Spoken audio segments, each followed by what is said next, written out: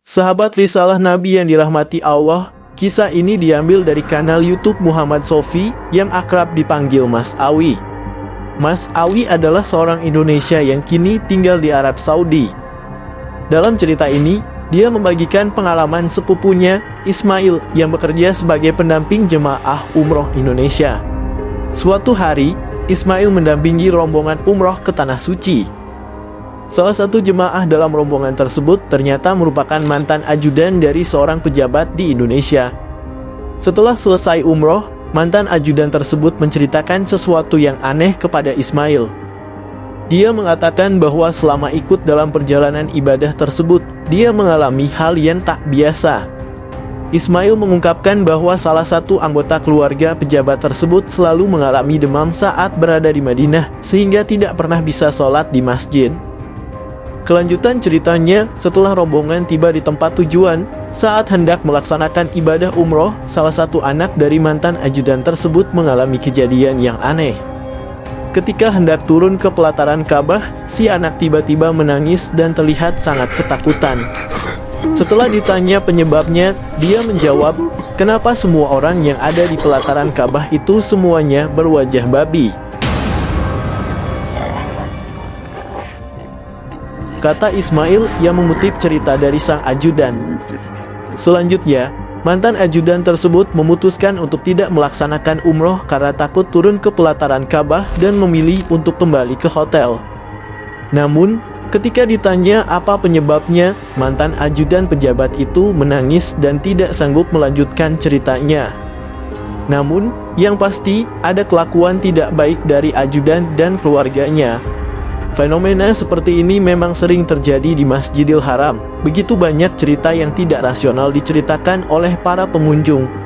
Salah satunya kisah tentang seorang ibu yang sudah berkali-kali pergi ke Masjidil Haram, tapi sama sekali tidak pernah melihat Ka'bah.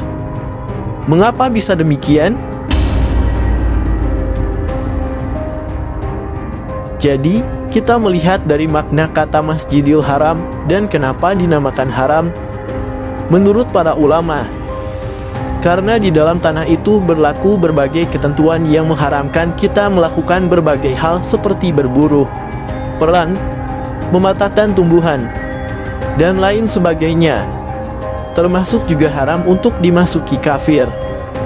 Hal ini sesuai firman Allah, "Hai orang-orang yang beriman, sesungguhnya orang-orang yang musyrik itu najis, maka janganlah mereka mendekati Masjidil Haram sesudah tahun ini. Dan jika kamu khawatir akan kemiskinan, niscaya Allah akan memberimu kekayaan dari limpahan karunia-Nya jika Dia menghendaki. Sesungguhnya Allah Maha Mengetahui lagi Maha Bijaksana." Al-Quran Surah At-Taubah ayat 28. Banyak fenomena aneh yang terjadi. Orang-orang percaya apabila melakukan dosa sebelum ibadah haji atau umroh, mereka akan langsung mendapatkan balasan yang setimpal di Mekah atau di Madinah. Setelah menginjakkan kakinya di Mekah, kisah nyata ini sering diceritakan para ustadz di dalam ceramahnya. Jadi, ada rombongan haji asal Indonesia yang melakukan perjalanan menuju kota Mekah. Setelah bus sampai, satu persatu orang pun turun dari bus itu. Namun, ketika ada seorang wanita turun dan menapakkan kakinya di tanah, dia tiba-tiba langsung ambruk dan pingsan. Ketua rombongan pun kaget. Bukan main, soalnya si wanita ini telah dicek tidak memiliki penyakit fatal apapun sehingga sangat aman untuk menjalankan ibadah haji. Akhirnya, si wanita yang pingsan ini dilarikan ke rumah sakit terdekat di kota Mekah. Dia pun mulai diperiksa di sana, dan dokter pun mengatakan bahwa si wanita yang tak sadarkan diri ini berada dalam kondisi koma.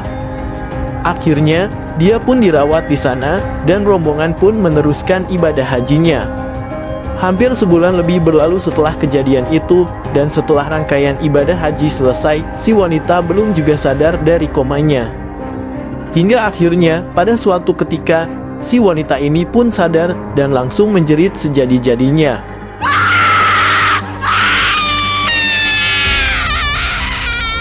Sang ketua rombongan ini pun mengatakan bahwa si wanita tersebut menceritakan banyak hal. Siapa yang menyangka jika selama dia koma, sang wanita ini diazab oleh Allah Subhanahu wa Ta'ala. Dia ditunjukkan deretan siksaan yang tidak bisa digambarkan. Si wanita tersebut mengatakan bahwa sebelum dia berangkat haji, dia adalah orang yang sama sekali tidak pernah melakukan ibadah, entah itu sholat, puasa, sedekah, dan lain sebagainya. Dia pergi haji pun gara-gara ikut-ikutan orang saja. Hingga akhirnya Allah Subhanahu wa Ta'ala menegurnya. Akhirnya, si wanita itu pun bertobat sejadi-jadinya dan mengqada semua sholatnya di depan Ka'bah, telanjang dan buang air di depan umum. Kisah ini berasal dari Ustadz Hafizur Rahman, Ustadz yang berasal dari Lampung. Ini sering memimpin jemaah umroh. Sang Ustadz memiliki pengalaman tak terduga yang terjadi pada tahun 2014 silam.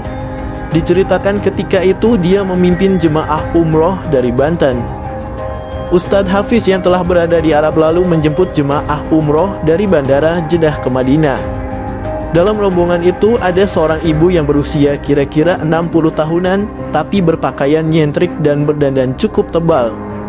Tampilannya sangat mencolok, berbeda dengan jemaah umroh yang lainnya.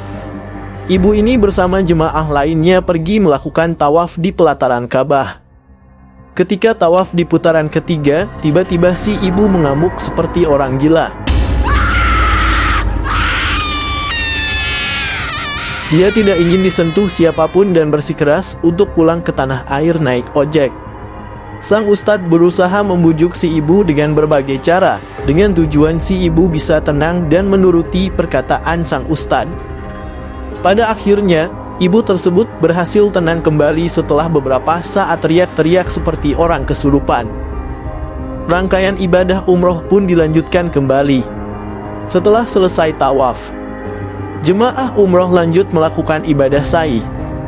Berjalan kaki atau berlari-lari kecil bolak-balik sebanyak 7 kali, yang dimulai dari Bukit Safa ke Bukit Marwah, dan begitu sebaliknya.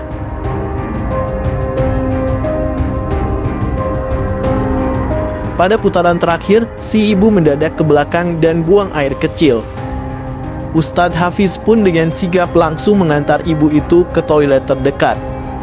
Namun, ibu itu tanpa sadar malah buang air kecil di celana ketika masih di dalam masjid. Ustadz Hafiz kemudian manggil petugas kebersihan untuk menandai tempat yang terkena najis itu. Kemudian Ustadz Hafiz memutuskan untuk kembali ke hotel supaya si ibu bisa mandi sekalian ganti baju.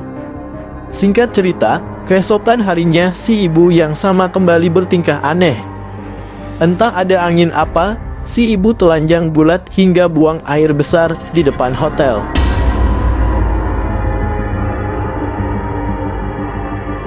Polisi pun langsung berdatangan menanganinya. Namun ibu tersebut tetap bersikeras tidak ingin pergi ke kamar hotelnya. Ustadz Hafiz yang melihatnya kemudian mengambil alih dengan cara lain. Dia menyiramnya dengan air dingin dan mengancamnya sampai ibu itu ketakutan. Setelah berhasil membujuknya, si ibu langsung dibawa ke kamarnya bersama jemaah ibu-ibu lainnya untuk dimandikan dan dipakaikan baju.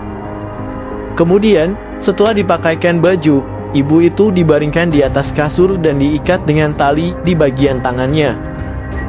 Ini mereka lakukan supaya si ibu tidak kabur dan bikin malu. Kemudian, salah seorang jemaah umroh menceritakan kisah tentang apa yang sebelumnya dilakukan oleh ibu tersebut. Jadi, ceritanya ibu itu dulu waktu masih muda bekerja sebagai pembantu di rumah orang keturunan Cina. Kemudian dia menikah dengan sang majikannya. Ternyata, memakai pelet agar sang majikan ini bisa jatuh cinta.